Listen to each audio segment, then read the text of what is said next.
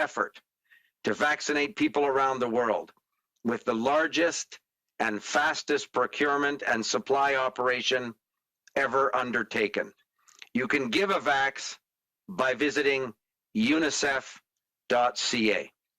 Depuis le début de la pandémie, notre gouvernement a soutenu les Canadiens et les provinces, alors qu'Équipe Canada travaille ensemble pour protéger les Canadiens contre la COVID-19. Here at home, Deputy Prime Minister and Finance Minister Freeland said yesterday, we have delivered a one-time top-up of $5 billion through the Canada Health Transfer to help provinces and territories address the extreme pressures COVID-19 has put on our public healthcare systems.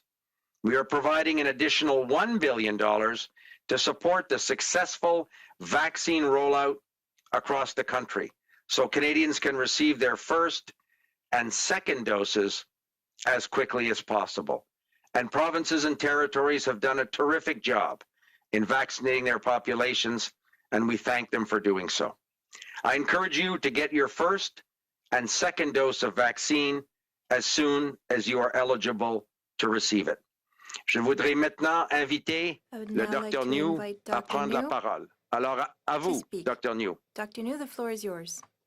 Merci. Thank you very much, Monsieur Leblanc. Bonjour à toutes et à tous. Hello, everyone. Nationally, and in most health regions, COVID-19 disease activity remains at much reduced levels. Total active cases and average daily cases are 95% lower than the peak of the third wave, with less than 420 new cases being reported daily. Severity trends continue to decline, with, on average, 85% fewer people in hospitals with COVID-19 daily than at the peak of the third wave, and an average of 9 deaths reported daily. To date, almost 44 million doses of COVID-19 vaccines have been given in Canada, which equates to over 26 million, or 79% of people aged 12 years or older in Canada with at least one dose. Since this time last week, the proportion of people 12 years or older who are now fully vaccinated has increased from 44% to over 52% and climbing. As we continue to make good progress towards protecting people, livelihoods, and futures in Canada, we are aiming to build the vaccination firewall high enough to prevent severe illness outcomes and resume indoor education, business, and recreation this fall and winter. While we have many weeks of summer left to enjoy, it is also an important time to get ready for all of the opportunities that lie ahead of us. With under 8 weeks to go before Labor Day, getting vaccinated is one of the key preparations to not delay. In particular, for all those who are eligible but have yet to receive the vaccine, time is of the essence to get a first dose and be on track to be fully vaccinated by the fall. During these crucial next weeks, public health at all levels are honing in on targeted supports to get more Canadians protected. The current epidemiology in Canada and worldwide shows that the vast majority of cases, hospitalizations, and deaths are occurring in unvaccinated people. Asymptomatic and mild illness is still a feature, particularly in younger people, but no age group is immune to severe illness due to COVID-19, and anyone can spread the illness to others, even if they aren't showing symptoms themselves. This is why vaccination is important for every eligible age group. In particular, as infection rates are still highest among those under 40 years of age in Canada, increasing vaccine coverage in younger age groups can have a big impact on COVID-19 control across communities. This is also needed for the protection of those who are at high risk, including those who can't be vaccinated, such as young children. For everyone who is not yet vaxxed to the max, this is a call for arms. You are needed in raising the firewall. Please step up, ask the questions you need answered, find the time, and seek out supports in your community to make this happen for you, and commit to join the collective Canadian effort to protect ourselves and those around us and get back to being indoors together this fall. Thank you. Merci. Miigwech. Thank Bonjour you, à toutes et à tous. Oh. Je continue en français. Go ahead. Okay. Oui, allez-y, Dr. New, Go excusez-moi. ahead, Dr. New. I apologize. OK. Bonjour à toutes et à Hello, tous. everyone. À l'échelle nationale et dans la Nationally, plupart des régions and in most sanitaires, health la regions, transmission de la COVID-19 COVID-19 disease demeure à de activity très faibles remains niveaux. at much Le reduced nombre levels. total de cas actifs et le Total nombre active moyen cases de and cas active quotidiens and sont average daily cases are 95% 95% inférieurs lower au than sommet the de la peak of the troisième third vague wave, et moins de with less than 420 nouveaux cas 420 new sont cases signalés being chaque reported jour. daily.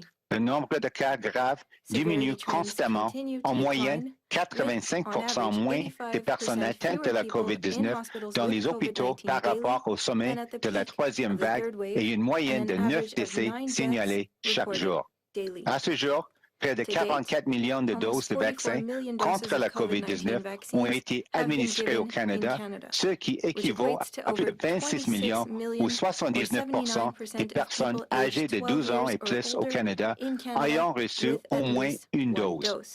Depuis une semaine, jour pour Since this jour, time la last week, proportion des the personnes âgées de proportion 12 of ans people et plus 12 qui sont years or maintenant older who are now entièrement fully vaccinées vaccinated est passée de has increased from 44% à plus de 44% to over 52% et elle 52% continue and d'augmenter. climbing. Alors que nous continuons d'accomplir As de we grands continue to make progrès good à progress protéger les towards gens, protecting leurs people, moyens de livelihoods, subsistance and et leur futures avenir au in Canada, Canada, nous we are visons à aiming nous to build assurer the une vaccination protection firewall suffisamment high enough efficace to prevent avec la severe illness vaccination pour outcomes prévenir les and resume conséquences des maladies indoor graves et de education, reprendre business, l'enseignement, and les affaires recreation et les this loisirs fall à and l'intérieur winter. cet automne et cet hiver. Bien qu'il nous reste de nombreuses semaines pour profiter While de we have l'été, many c'est weeks of aussi un summer moment left to enjoy, important pour se it is also an préparer à important toutes les time to get ready possibilités for qui all the s'offriront opportunities that bientôt lie à nous. ahead of us. À moins de 8 semaines de la With fête under du 8 travail, weeks to go se faire before vacciner Labor Day, est getting un vaccinated préparatif is one of the key essentiel à ne preparations pas to not retarder. delay. En particulier, In pour tous ceux particular, qui sont for all admissibles, those who are mais qui n'ont eligible pas but encore have yet reçu to le receive the vaccin, vaccine, le temps presse time pour is of the recevoir essence une to get a première first dose dose et and ainsi be on être en track mesure to be d'être fully complètement vaccinated vacciné by the fall. d'ici l'automne. Au cours de ces prochaines semaines During these déterminantes, crucial next la weeks, santé publique public à health tous at les all échelons se levels are concentre honing sur in des on mesures de targeted soutien ciblées supports afin de to get protéger more encore Canadians plus de protected. Canadiens. L'épidémiologie The actuelle au current Canada et epidemiology dans le in monde Canada montre and que, worldwide dans la grande shows that the majorité vast des cas, majority of les cases, hospitalisations et les décès surviennent hospitalizations chez and les deaths personnes, are occurring chez les in personnes non unvaccinated vaccinées. people. Les maladies asymptomatiques et légères Asymptomatic and sont mild encore illness fréquentes, is en still a particulier chez feature, les jeunes, mais particularly aucun in groupe younger d'âge people, n'est à but l'abri no de age maladies group is graves immune to causées severe par la illness due COVID-19 to et tous peuvent COVID-19, and transmettre la anyone can maladie spread à the illness d'autres, to others, même s'ils ne présentent even pas if they eux-mêmes des aren't showing symptômes. symptoms C'est pourquoi la themselves. vaccination est This is why importante pour tous vaccination les is groupes d'âge important for every admissibles. eligible Tout age group. particulièrement, In comme les particular, taux d'infection as nous sont infection toujours rates les are plus still élevés highest chez les among those personnes de under moins 40 de years 40 of age ans in au Canada, Canada, increasing l'augmentation de la vaccine coverage couverture in younger vaccinale age dans groups les groupes can d'âge have a plus big jeunes peut impact on contribuer COVID-19 grandement control au contrôle across communities. de la COVID-19 dans toutes les collectivités.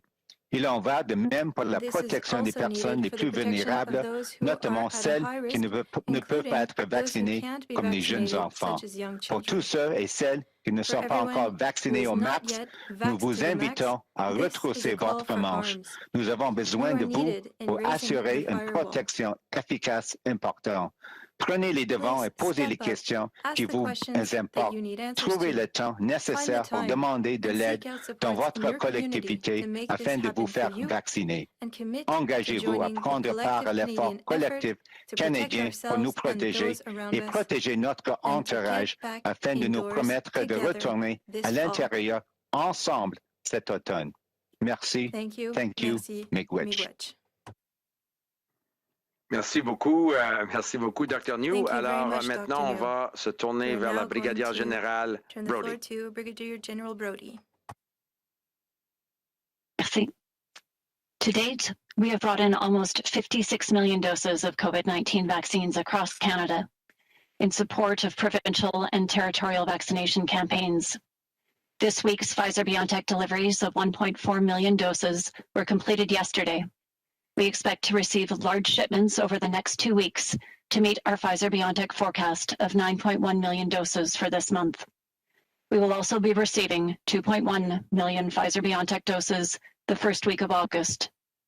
Additional delivery schedules for both Pfizer-BioNTech and Moderna are being discussed, and more information will be forthcoming in the weeks ahead.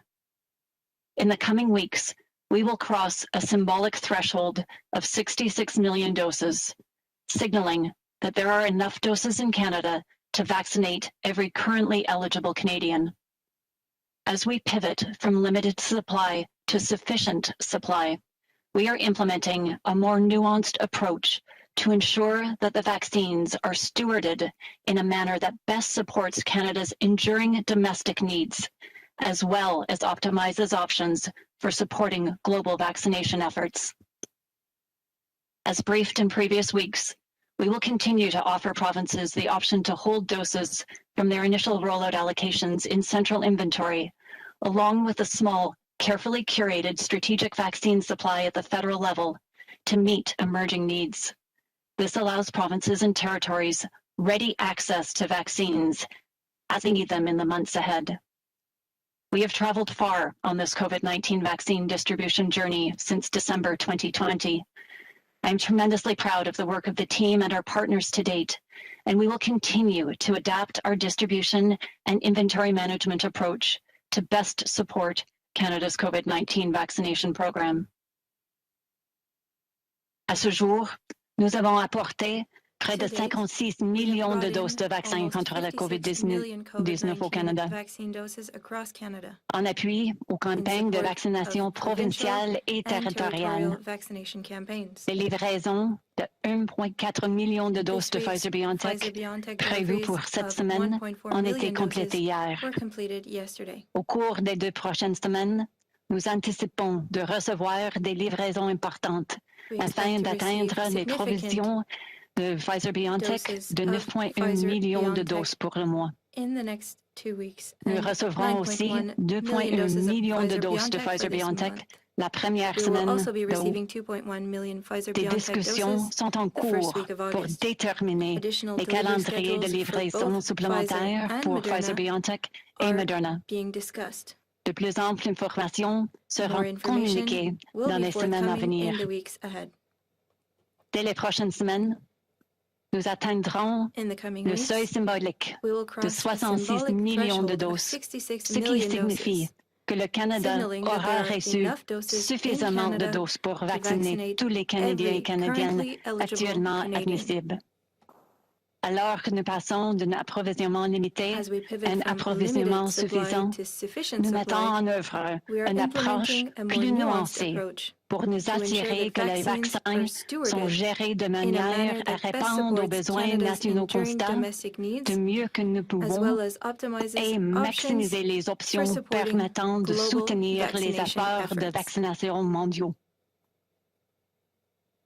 Comme nous avons indiqué précédemment, nous continuerons d'offrir aux provinces la possibilité de conserver dans notre réserve fédérale des doses qui leur ont été attribuées lors du déploiement initial, ainsi d'un petit approvisionnement stratégique en vaccins, soigneusement sélectionné au niveau fédéral pour répondre aux besoins qui pourraient survenir.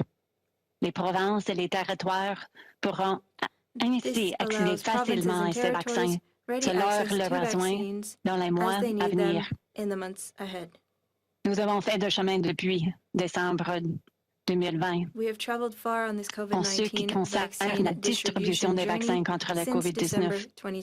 Je suis extrêmement fière du travail de l'équipe et de nos partenaires jusqu'à présent. Et nous continuerons à adapter notre approche de distribution et de gestion de l'approvisionnement pour soutenir le mieux possible le programme canadien de vaccination contre la COVID-19. Merci. Miigwech. Thank you very much, General Brody. Alors, Jean-Sébastien, à vous, on est évidemment content de prendre des questions maintenant. We're obviously happy to answer any questions. So, Jean-Sébastien, over to you. Merci beaucoup, Monsieur le ministre. Donc, nous allons maintenant débuter la période de questions. Ministers, the Brigadier General and Dr. New will now be happy to take your questions. And I should also say that Madame Paquette from PSBC is there to take your questions as well. So as usual, it will be one question and one follow-up. Comme d'habitude, ça va être une question et un suivi par journaliste. And I will now pass it over to the operator for the first question. Je vais maintenant passer la parole à l'opératrice pour la première question. Thank you. Merci. Please press star 1 at this time. If you have a question, veuillez appuyer sur étoile 1 maintenant pour toute question. Our first question, notre première question, nous vient de Mia Rabson with the Canadian Press. Please go ahead. À vous la parole.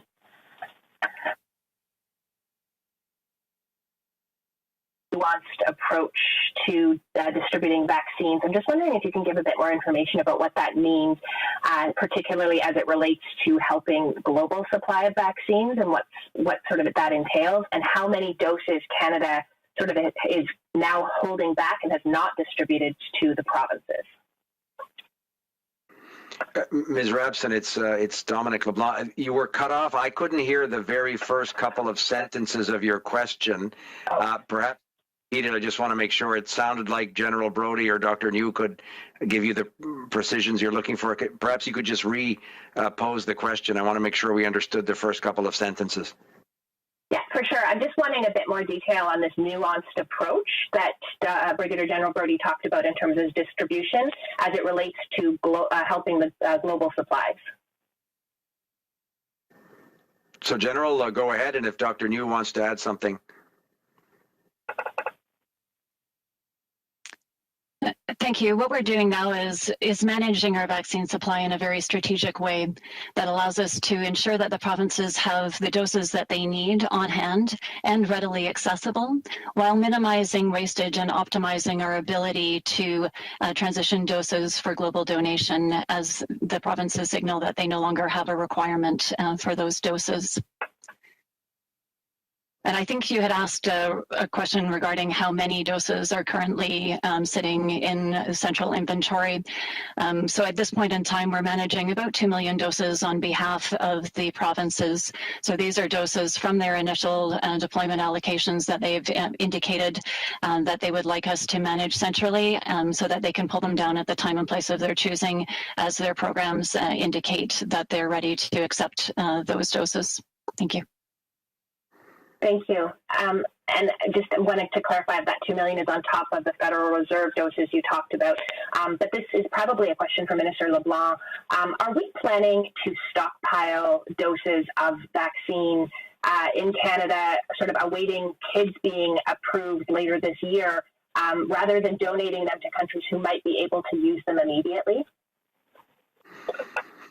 So thank you for the question. I'll offer some comments, and perhaps Dr. New or others are in a position to add something.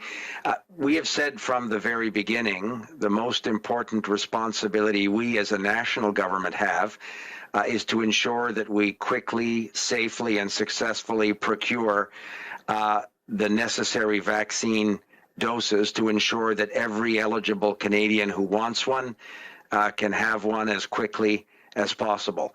And from the numbers that General Brody shared or Dr. New, I think you can conclude, as we have, that the vaccine deployment effort has been successful. Our provincial and territorial partners have done a very considerable job, very effective job in immunizing their populations.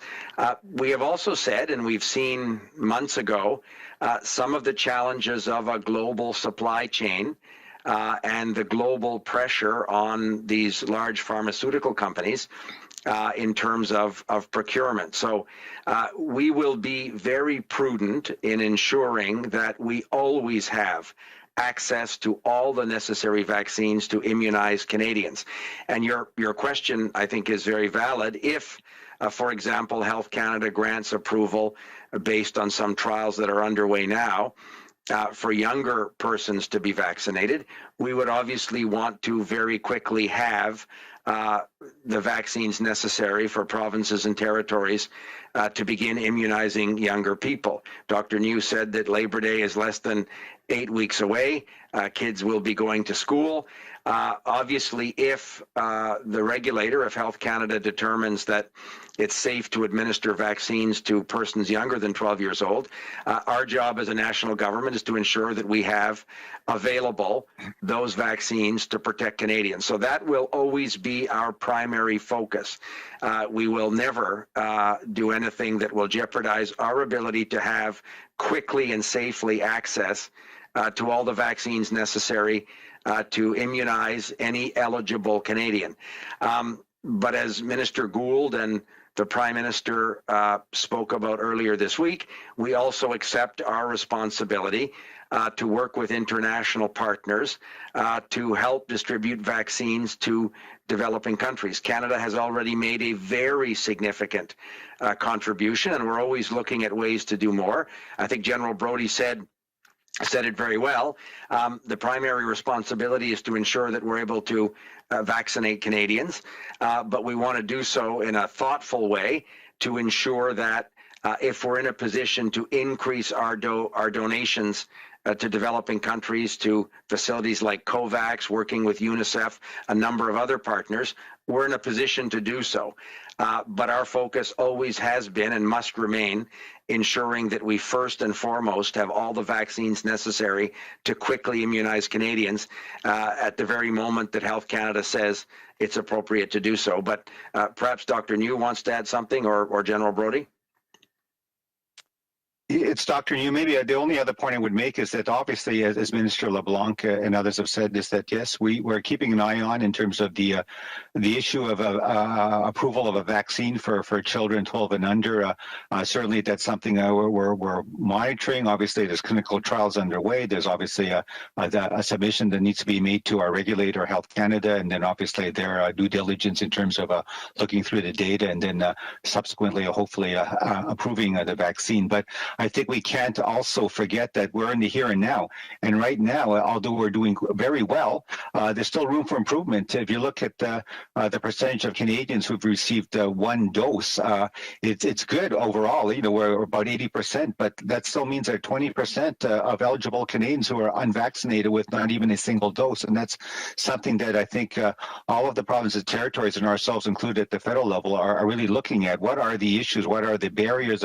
Be it accessibility, be it maybe some hesitation based on maybe some questions which maybe are unanswered for individuals at maybe a personal level. All those issues, I think, are being looked at, and hopefully, I think we're addressing them in many different ways to try and get the vaccination rate up for the one dose, and obviously then for the second dose as well. So you're right; it's important to look at the future and what we might do for children, young children. But in the meantime, I think we really need to still focus on those Canadians who are eligible for vaccination and who still haven't availed themselves of even just one dose. Thank you. Thank you, Dr. New. Operator, over to you for the next question. Donc, Béatrice, à vous pour la prochaine question. Thank you. Merci. Our next question, notre prochaine question, is from Stephanie Levitz with the Toronto Star. Please go ahead. À vous la parole. Good afternoon. Thank you for taking our questions. My first is for both Minister LeBlanc and I guess Dr. New. What are the specific conditions in Canada you want to see before easing more of the restrictions at the border? So I'll, Stephanie, thank you for the question, and Dr. New can add some information around the epidemiological trends that he and Dr. Tam and provincial and territorial public health officers are following. We have said from the very beginning that the principal job for the national government is to ensure we have at the borders in place all measures necessary to protect Canadians. We have, I think, from the beginning, put a series of layered measures that we've adjusted over time as we receive new information, as different global circumstances require. We have shown that we're prepared to add additional layers of protection when it's appropriate to do so.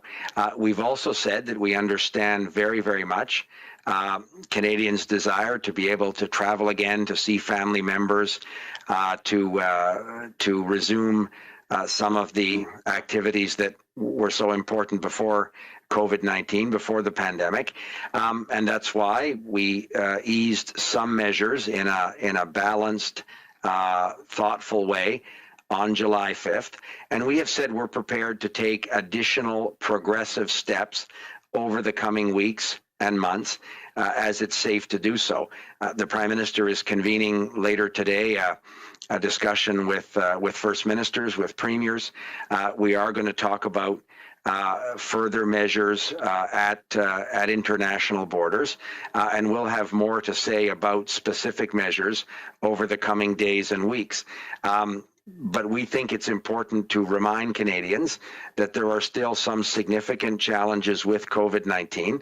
Vaccinations are by far the best protection that people can have.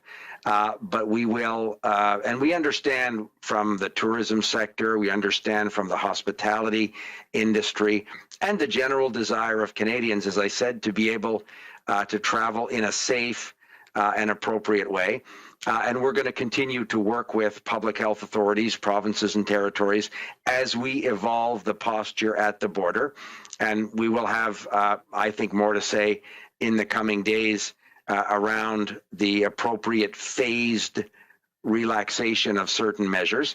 But perhaps Dr. New can offer some specifics in terms of the epidemiological trends that they're looking for as they advise the government on the appropriate steps to take.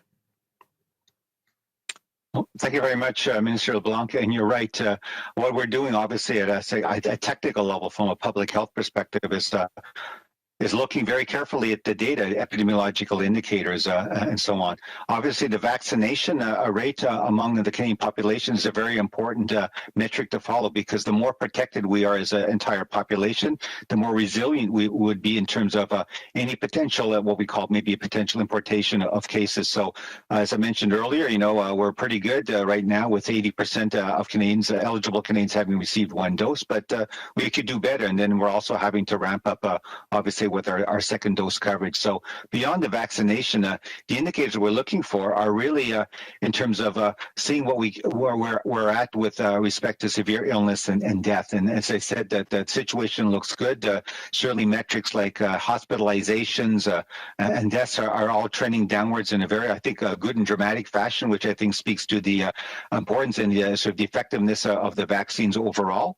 But those are things that we need to keep monitoring. And of course, the wild card, as they say, that everyone's well aware of is the variants. To date, the variants have shown, many of them have shown to be more transmissible, but overall, the evidence that we've seen to date show that they haven't really been more severe in terms of causing a more severe outcomes overall compared to, let's say, the original strain of the COVID-19 virus. So that's something to keep an eye on.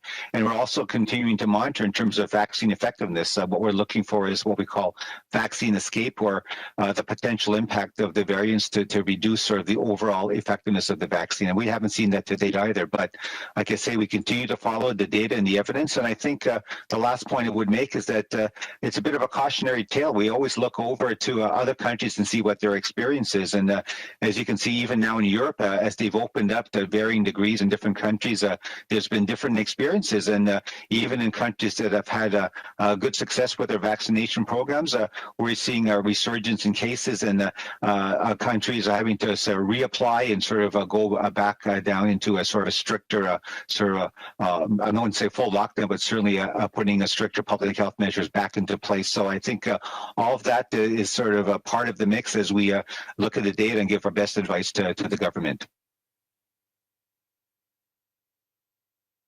Thank you. Just as my follow-up, I guess, speaking a bit about the data, there seems to be a lot of science now suggesting that the 14-day quarantine is no longer required, that you can achieve the same effect if you quarantine for 7 days and just make sure you're testing people. If they're asymptomatic, they should probably be allowed to go. Do you anticipate at any point updating the guidance, whether at the border or just broadly for the nation, to remove the 14-day quarantine, especially as vaccination rates continue to increase, and especially for children? Dr. New?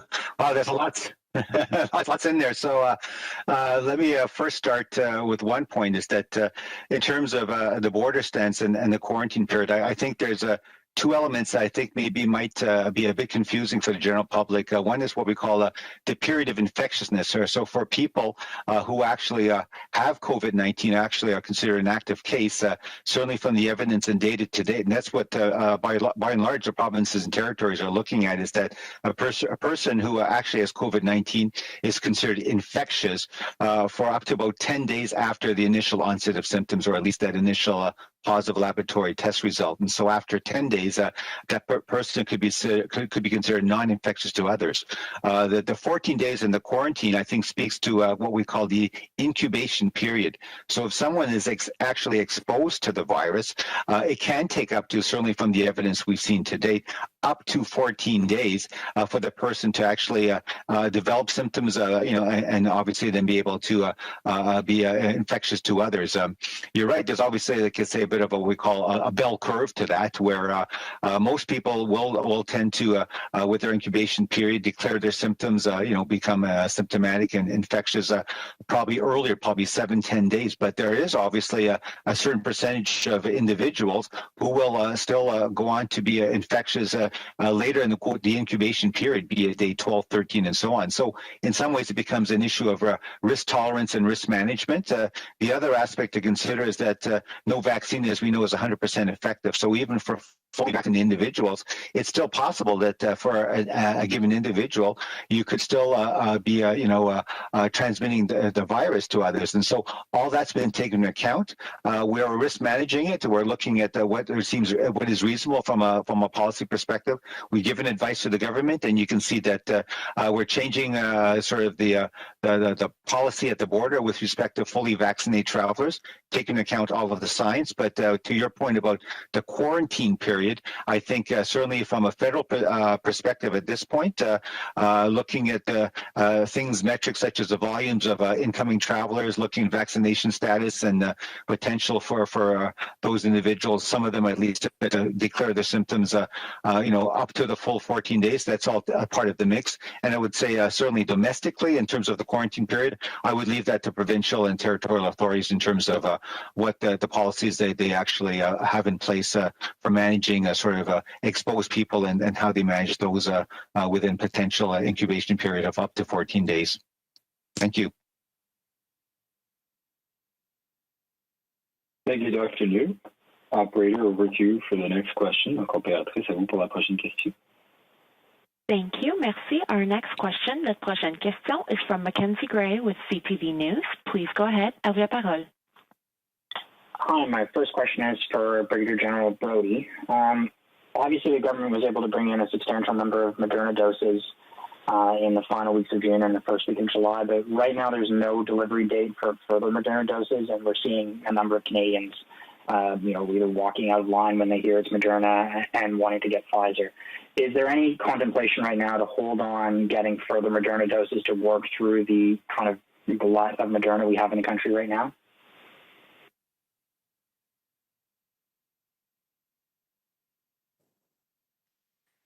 We're working closely with the manufacturer and with provinces and territories to confirm their requirements and to confirm upcoming shipments so that we match as best as possible the demands of the provinces with a supply that we bring in.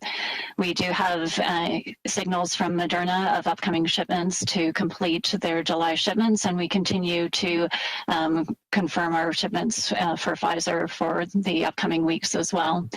So we have coming in next week on the Pfizer front, upwards of 3.1 million doses, 3.6 million doses at the end of July, and we continue to work closely with our partners and with the provinces to match demand with supply. Follow-up questions for Dr. New on booster shots. I'd like to hear if there's a timeline that you think a booster shot would be needed. And to me, it seems clear that the procurement minister at least seems to need booster shots because she bought booster shots for the next 2 years. Did she ask you or Dr. Tam about if you think Canadians will need booster shots in the coming months or years? Okay, well, thank you very much for the question. I think in some ways it's always important to plan ahead, but I would think at the present time, as I've stated before, the current objective is to hopefully have a fully vaccinated Canadian population with the 2 doses. And although we've made good progress, I think we still have some work to do in terms of the fact that we only have 80% of Canadians having received 1 dose. And obviously with those receiving second dose, we're 50% and over and creeping up, but I think we could obviously do better. So putting that aside, the issue of booster doses is something that's still, I think, a live issue that's evolving. As all of us here in Canada, but also around the world, are continuing to look at the data and sort of the real life experience of what's happening. For those who have received the vaccine, it seems that the protection is long lasting, and we also know from what we call principles of vaccinology and immunology that even if you can't actually find markers such as sort of antibodies and so on in an individual who's been vaccinated, a certain period of time after the vaccination, the body is very good in terms of the immune system with what we call a certain type of immunological memory. And if they are then stimulated by a sort of exposure to the virus in the future, maybe many months down the road, the body kicks in and then actually mounts an effective immune response. So those are the types of scientific questions that are still, I think, being examined. But it is I think reasonable to think and plan for the fact that yes, down the road there's potentially a need for booster doses. What the need is in terms of frequency of doses, how to what degree maybe the vaccine needs to be modified and so on. Those are still outstanding questions. So at the present time, I think let's focus on getting a fully vaccinated Canadian population, and let's continue to follow the science in terms of a need for a booster dose down the road. Thank you, Dr. New. Operator, next question. Opératrice, prochaine question. Thank you. Merci. Our next question, notre prochaine question, is from John Paul Tasker with CBC News. Please go ahead. À vous la parole. Oh, hi, guys. Yeah, this is a question for Dr. New. We've heard from a number of people who are very disappointed that the Johnson & Johnson vaccine has been essentially shelved. There's no further deliveries planned, and you folks have indicated there's very little demand from the provinces for this product. What do you say to those vaccine holdouts who are really much more comfortable with the J&J product because it uses a more conventional vaccine technology than the mRNA shots that are in wide circulation right now? Yeah, thank you very much for the question. It's Dr. New. What I would say is that, certainly our National Advisory Committee Immunization has pronounced on all of the vaccines which are obviously currently authorized for use in Canada. But as you indicated, at the end of the day, it really is for provincial and territorial authorities to look at the recommendations from NACI, but also to look at their context, look at also their view of what makes sense in terms of their vaccination programs. And as you indicated, the demand has been there for the mRNA vaccines. I would say certainly the present time is sort of the workhorse in terms of their vaccination programs. And based on the evidence to date, certainly very good results in terms of vaccine effectiveness for the vaccines that are currently in use by the provincial and territorial vaccination programs. So I can't say much more than that. You can't force provinces, territories, or any individual to take any certain vaccine. I think it is a bit of a sort of a demand issue for those individuals that are looking for a certain type of vaccine. I would still say, hey, it's always important to listen to your local public health authority. And also, if you have any questions, go to your healthcare provider. I'm sure they can provide you with the information you need to make an informed decision. And at the end of the day, as you indicated, if that's the kind of hesitancy, if I can call it that, for individuals just because they have maybe some questions about the relative merits of one vaccine versus another, I think that's fair game. Go ahead and please ask those questions. And if it then leads you to be more comfortable and then get vaccinated, that's all what we're all looking for in the end. Thank you. Yeah, thanks, Dr. New. Okay, so this is a question for Mr. LeBlanc. We're getting early reports of some Canadian travelers being told by other countries that they're not considered fully vaccinated because they've had doses of two different vaccine products because they've mixed and matched. Can you tell us what the government is doing, what exactly the government is doing to make sure that this doesn't become a problem, or more of a problem, I guess, for would-be travelers down the road? Thank you for the question. I offer some comments, and perhaps Dr. New could answer in terms of the science of mixing two different vaccines. We as a government obviously follow the advice of regulators, Health Canada, and the National Advisory Committee on Immunization in terms of what's safe and appropriate for Canadians. But we also work with allies like the United States, obviously, but European countries as well, in sharing data, in working with them on the best immunization strategies. So we understand the concern that Canadians have around international travel. We also think it's important for Canadians to, as Dr. New just said, follow the advice of local public health authorities and their healthcare providers to ensure that they themselves are immunized in the best way possible as quickly as possible. And we'll continue to have conversations and to work closely with European authorities, with American authorities on the best way to ensure that Canadians who are able to travel safely to those countries can do so. But the entire world is faced with the circumstance of reopening at various stages in various ways international travel and international borders. So the question of how to safely allow Canadians to travel again is one that's going to be with us for a number of weeks and months.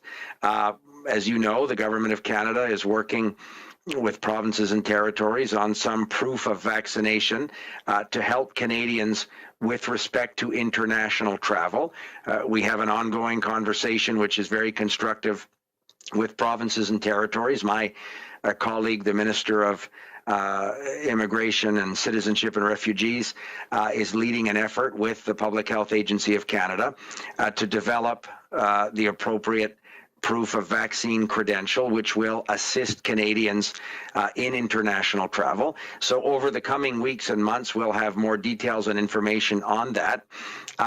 But we also respect the jurisdictions of other countries in terms of their own international borders. So it can and should be a collaborative effort between Canada and partner countries and allies. We expect it to be so. And the conversations that we're having, for example, with the United States around the Canada-US border are ongoing and are extensive. And these are the kind of issues that will obviously be raised and we'll discuss with allies as we go forward over the coming weeks and months.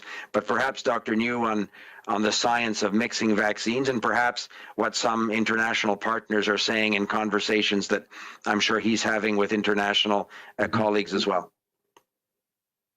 Well, thank you very much, Minister LeBlanc. There's not much to add to what you've already said with a very comprehensive answer.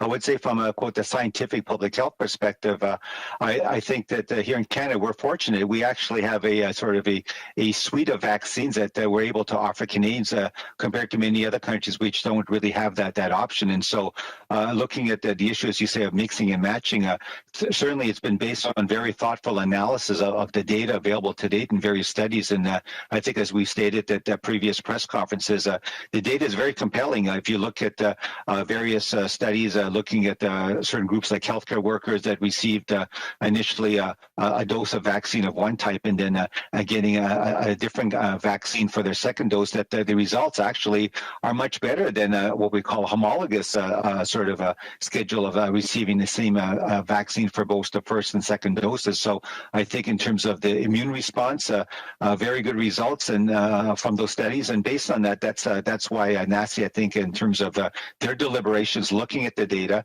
made that recommendation. And so here we are in Canada, and I think, as they say, the proof's in the pudding.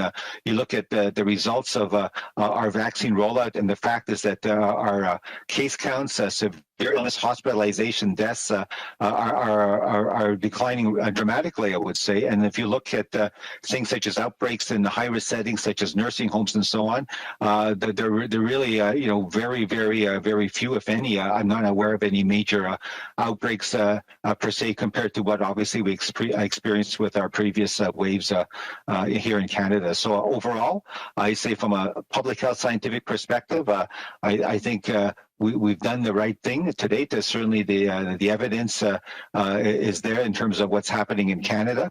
And as Minister LeBlanc said, it's more a matter of discussing with other countries in terms of, say, more standardized approach to looking at what vaccines are sort of accepted, but also even in terms of the dosing schedule of the vaccines that would meet the needs requirements of various countries around the world, so that in the end of the day, it would make sense that it's simpler for travelers from all countries to be able to go from country A to country B. Having said that, at the present time, we're still not recommending people that travel outside of Canada, obviously for non-essential purposes.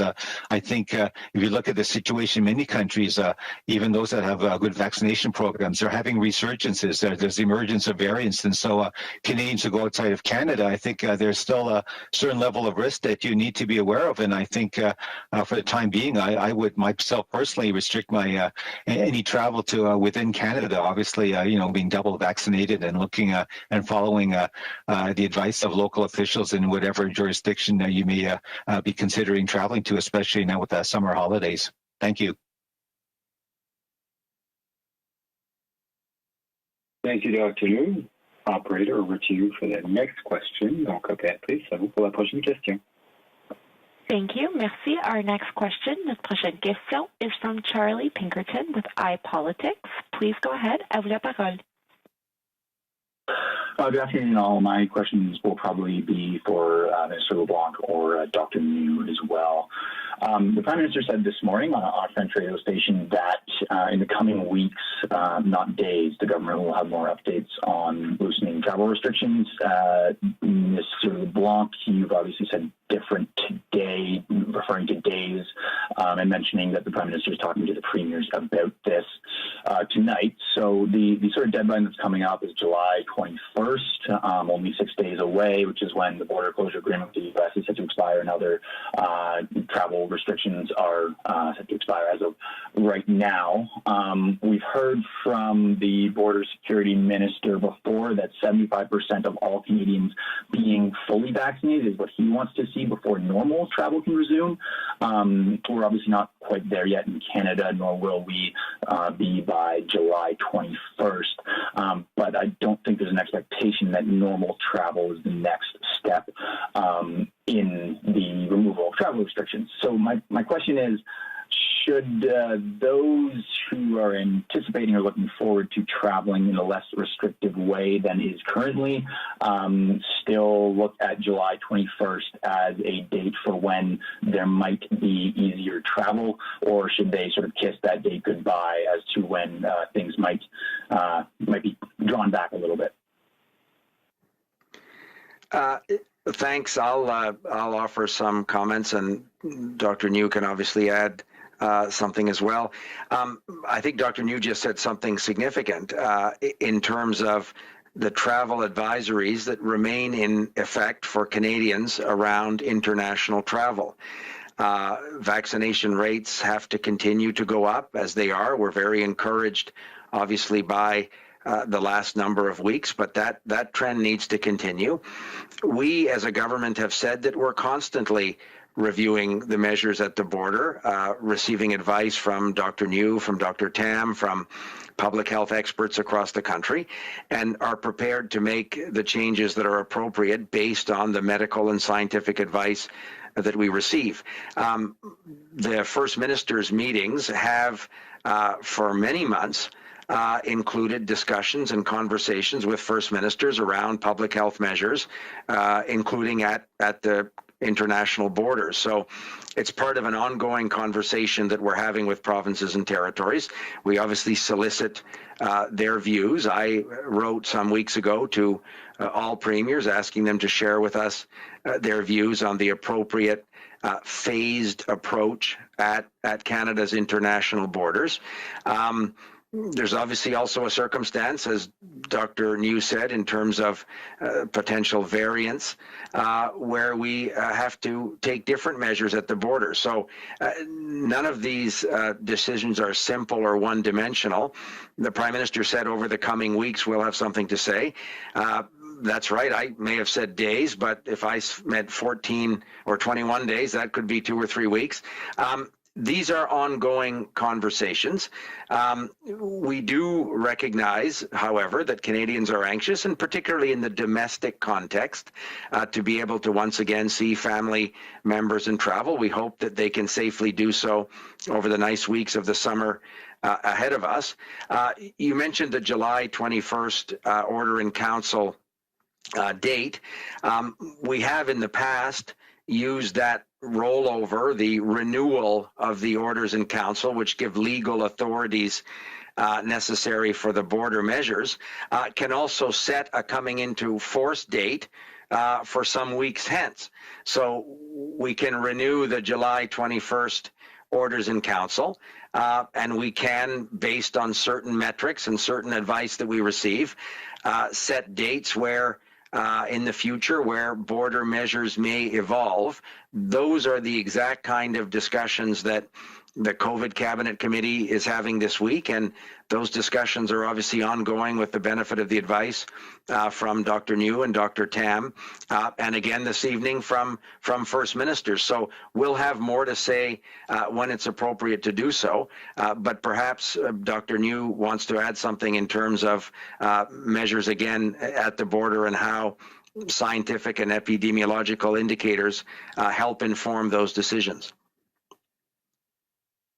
Well, thank you very much, Mr. Blanc. I would just add that you're right. We continue to monitor the science, the data, the experience from other countries, and there's a lot that goes into the mix. You know, even looking at the indicators, the data in terms of case rates, hospitalizations, what the impact might be of variants, and so on. We're using modeling and other types of expertise to give us sort of the best understanding of what may potentially happen, depending on what policies are put in place at the border. And then we give our best advice, obviously a cabinet confidence to our ministers, and then at the end of the day, as we all know, it's elected officials that make the final decision. So that's how I would frame in terms of our role and what we do as public health experts. Thank you.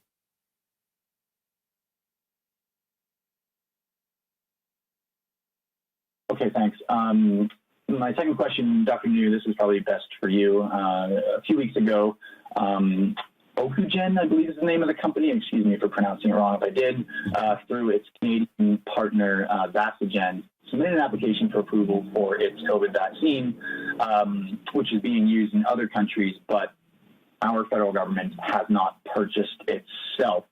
So far, travelers that can return to Canada, well, dodging quarantine, can only do so when they've been fully vaccinated with a Health Canada approved vaccine. So I'm wondering, to your knowledge, is this why this company has applied for approval? So recipients of its vaccine, whether they're Canadian right now or later on, presumably they would be able to come to Canada without strict restrictions. And is this something that other companies, vaccine makers, even if Canada hasn't bought their vaccine, should be doing to make things easier for those who have received it? Okay, well, thank you very much for the question. I think if I were to distill it down, I think it's not maybe specifically in terms of any single company, putting a submission to Health Canada as a regulator. I think the issue really is about when we talk about fully vaccinated individuals and what would be sort of acceptable from a Canadian perspective in terms of recognizing full vaccination with any type of vaccine for those travelers coming to Canada. And that's a live issue right now. And I think I think with the previous question, we're having discussions actively, obviously, at the international level. I think in Canada, we're looking very closely. Right now, obviously, the posture is that it's with what we call Health Canada approved vaccines, but I think certainly we're thinking that it's beyond that we need to think globally and look at maybe what's happening at the international level with the WHO and the so-called WHO approved list of sort of approved vaccines. And so in terms of accepting vaccines that have also been, let's say, approved by a WHO, that's certainly part of our thinking consideration as we move forward. So I think rather than getting to the ins and outs of, individual companies making applications that the Health Canada, of course, there's always a regulatory aspect. And at the end of the day, we need to make sure that it's aligned with our regulatory regimes to the extent that it's needed. But I think conceptually, I would say that I think we're looking more now at sort of a more international collaboration and also international consensus in terms of what vaccines could or should be accepted by all countries for travelers who have been vaccinated with one of those, let's say, in this case, WHO-approved vaccines. Thank you. Thank you, Dr. New, and operator, I'll pass it over to you for the last question. Donc, Béatrice, à vous pour la dernière question aujourd'hui. Thank you. Merci. Our last question, la dernière question, is from Shai Davidi with Sportsnet. Please go ahead. À vous la parole. Thank you. This question is for Dr. New and Minister LeBlanc. If you have anything to add, please do. I'm wondering where the Blue Jays application for a national interest exemption currently lies and what concerns may prevent it from gaining approval. It's Dr. New. Go ahead. Sorry. Go ahead, Dr. New. I'm just going to say, Mr. LeBlanc, that yes, I've been part of obviously a team at the Public Health Agency, but obviously it's not just the Public Health Agency alone, but other departments as well. But we have reviewed the submission by the Blue Jays for that national interest exemption, looking at it from a sort of public health perspective, as we always do for all of these other submissions. And as you can appreciate, what we see is that the submission by the Blue Jays would look at, quote, resuming a certain point, sort of the regular season based in Toronto, which would then obviously involve cross-border travel for, homestands and then going for road trips as well. From a pure sort of assessment of the protocols, there's been a lot of good back and forth because based on their initial submission of protocols, we obviously have had some recommendations to be sort of made to back to the Blue Jays, and they've been very open and willing to take those recommendations on. And I would say that it's all done in sort of good faith. I would also say it's not as simple as okay, what does this mean for the Blue Jay players? Because obviously it's not the players themselves alone, it's their whole entourage. You got maybe families involved. There's also looking at making sure that provincial and local authorities are also supportive and so on. So I would say it's trending in a very good direction at this point. We're looking at sort of I would say last details, but at this point I would say there aren't any showstoppers or anything that we really can't sort of continue to discuss and move forward on. So I can't give you a date in terms of when a possible decision would be made for the NIE or national interest exemption, but I would say that in terms of the discussions from a public health perspective, they've been going very well. Yeah, and perhaps I could just add, Dr. New, I think, gave the detail of the kind of work that the Public Health Agency does, in this case with the Blue Jays. They had done very good work with the National Hockey League in the past. We saw, for example, the Calgary Stampede, again, another example where through back and forth with the particular sports organizations and all of the appropriate testing and isolation protocols in place, these things can be done safely. And the government recognizes that Canadians, I've watched a number of the Blue Jays games on your network, and I can imagine that if you're lucky enough to be in Toronto and to be able to watch them play in person, it would certainly be of interest to many, many Canadians. And that's why the government will continue to work, as Dr. New properly described in a way that is always guided by what's necessary to protect the health and safety of Canadians. We're lucky that the Blue Jays organization, like other large sports organizations, very much want to have a collaborative, rigorous system in place that protects not only their players and personnel, but Canadians as well. But there's obviously a conversation that has to happen with provincial authorities, as Dr. New said, and in the case of Toronto, municipal health authorities as well. So at any time we've issued the national interest exemptions, it's because we've had the support and the collaboration of provincial authorities and municipal authorities in some cases as well. So those conversations would be ongoing, and I too am encouraged by Dr. New's answer that he just gave. And just as a follow-up, the Blue Jays, to my understanding, require a decision by tomorrow in order to host their July 30th homestand here in Toronto. Otherwise, they would be looking forward to an August 20th date. Is there a possibility for them to get an answer in time for that? And if not, you mentioned sort of no specific timeline, but you're working towards that. What are the final pieces that have to fall into place if you can offer any specifics on that? Thank you very much for the question. I can't offer specifics, but the timelines you've mentioned, yes, we're very aware, and I think everyone's making all their best possible efforts to meet those timelines. In essence, we recognize the imperative for the Blue Jays to get sort of a fair advance sort of notice so that they can obviously do their planning, logistics, for the players, their families, and so on. So I would say that we recognize what's in play, and we're making our best possible efforts to render a decision in the right time frame that would be, I think, a good decision and a well received decision by all.